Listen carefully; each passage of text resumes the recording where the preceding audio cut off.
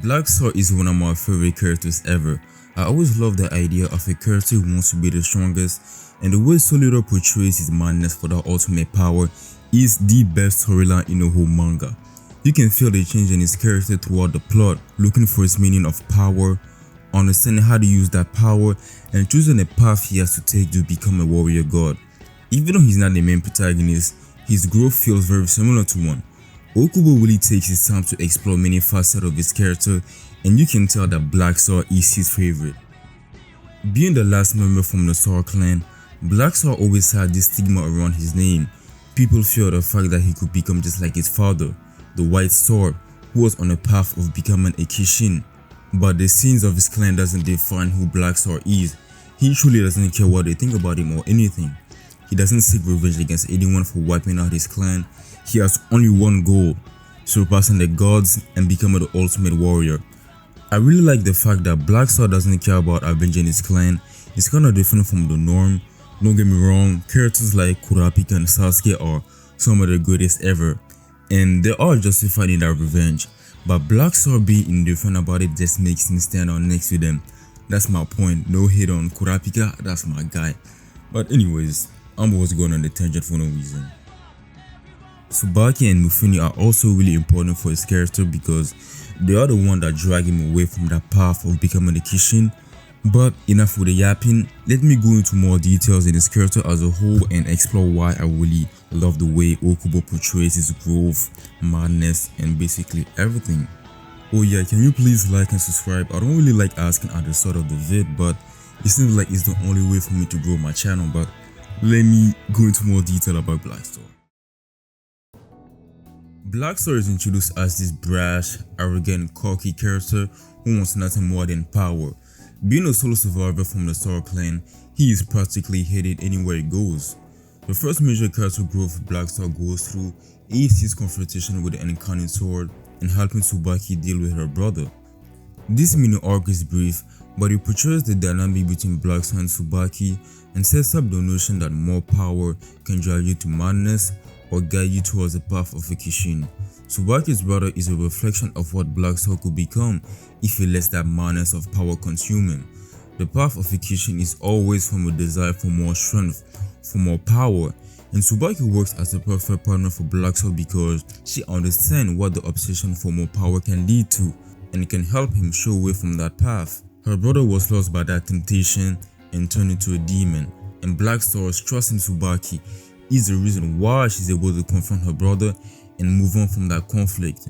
She was the only one who acknowledged Black Sword during his show, so his trust in her definitely feels valid, and we get some pretty cool moments between him and Tsubaki, so it's always nice to see.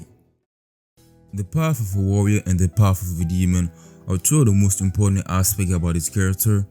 As the series progresses, Black Sword is shown to have more and more tendencies towards the path of a demon, disregarding everything for more strength. He doesn't care about the path he takes if it means getting more power.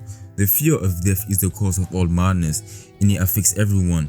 His notion of surpassing the gods is a way to escape that fear or that madness, because if you are stronger than the Shinigami himself, why would you fear death?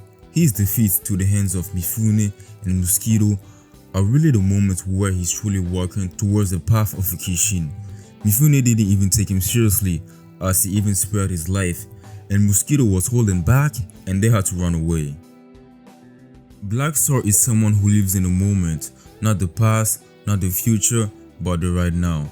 Any lost form is a blow to his ego because he doesn't know how to stop or when to stop. He's supposed to be the star of his own show, but his ego cannot take losing to anyone. Being so desperate for more power, his self-confidence goes down, and his wavelength becomes similar to the White Star, his father.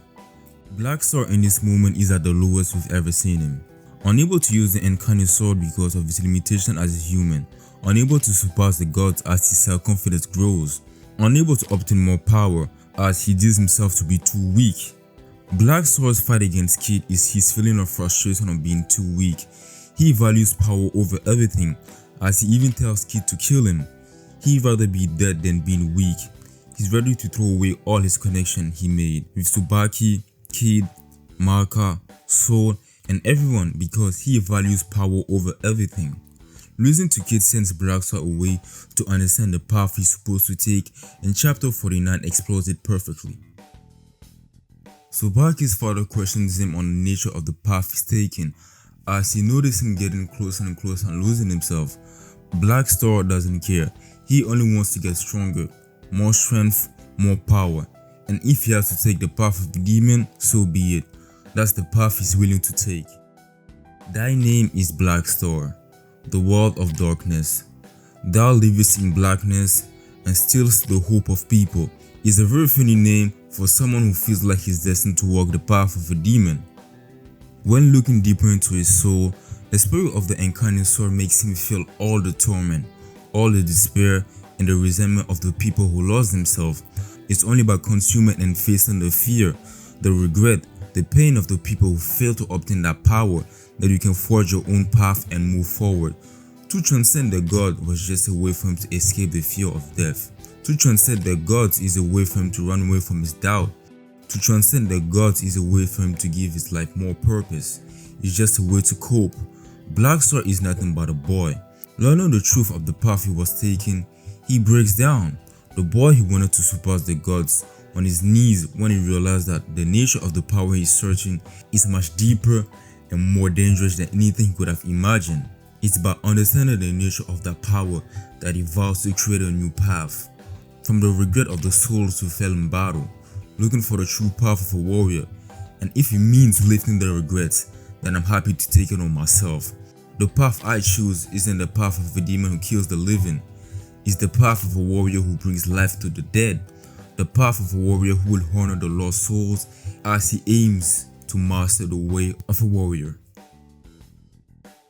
His fight against Mifune shows us the lesson you learn as he's ready to die if he means walking the path of a warrior.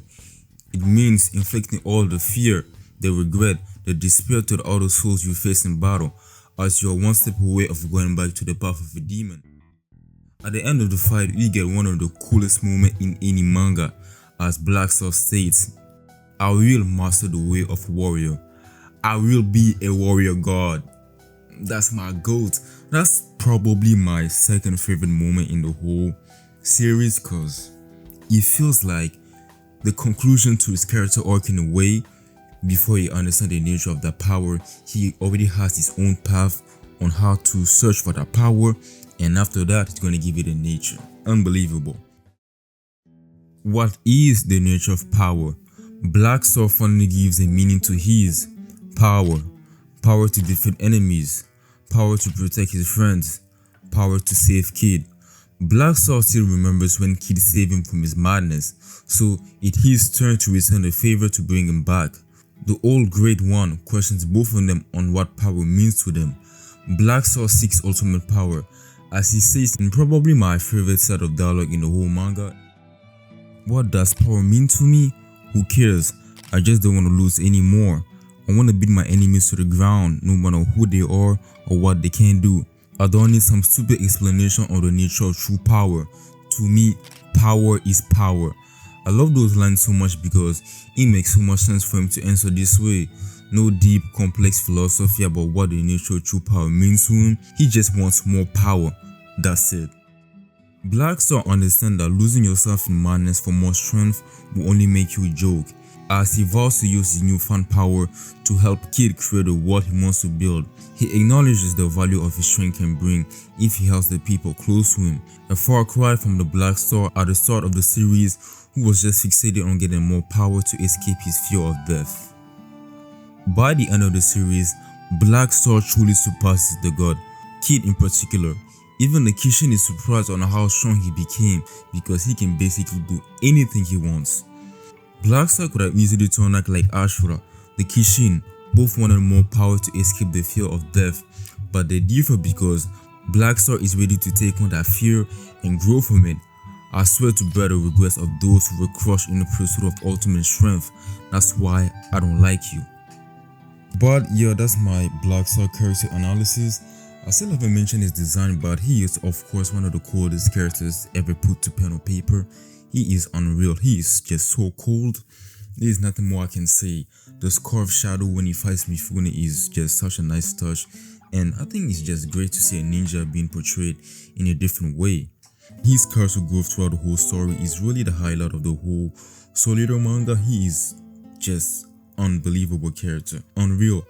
But that's all I gotta say. Thank you for watching. Don't forget to like and to subscribe, and peace.